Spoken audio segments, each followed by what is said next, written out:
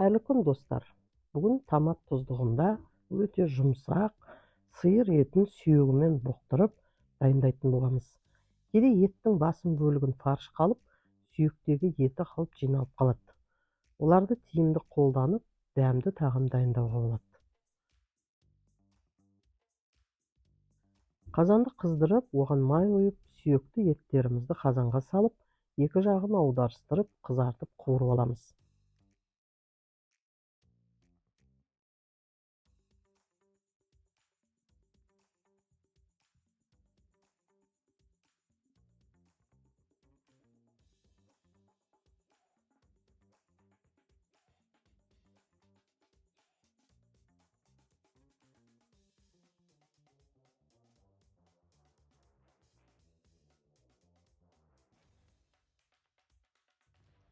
Содан кейін пиязды мол етіп, ірілеп турап қуырамыз.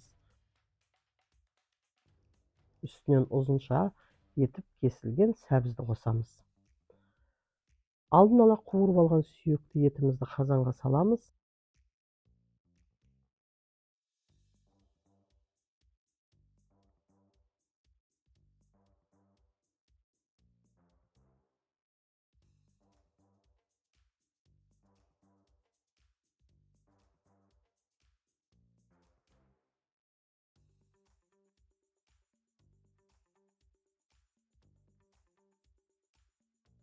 Лабыр жапырағын қосамыз, қалауымызша тұз, бұрыш себеміз. Қолдан дайындалған қызанақ шырынынан 1 литрдей алып, еттің үстінен құямыз. Қазанның қақпағын жауып, баяу отта 1 сағаттай қайнатамыз.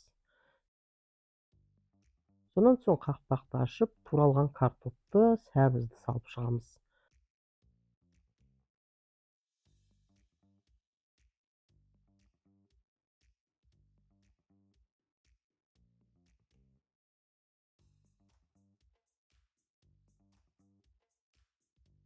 Тағы да жарты сағаттай баяу отта қайнатамыз.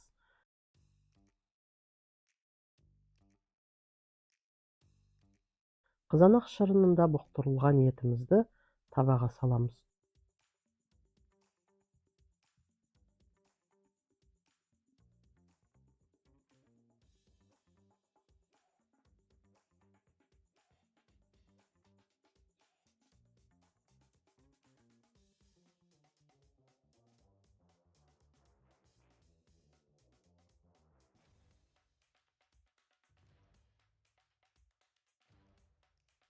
Үстінен қызанақтың шырынын мол етіп құямыз, ыстық күйінде дастарханға ұсынуға болады.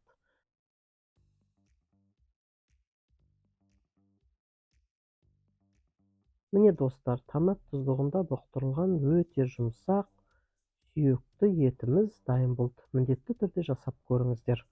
Видеоның соңына дейін көргендеріңізге рахмет. Каналыма жазып лайк қоюды, комментарий жазып ұмытпаңыздар. Келесі кездескенше аман болыңыздар.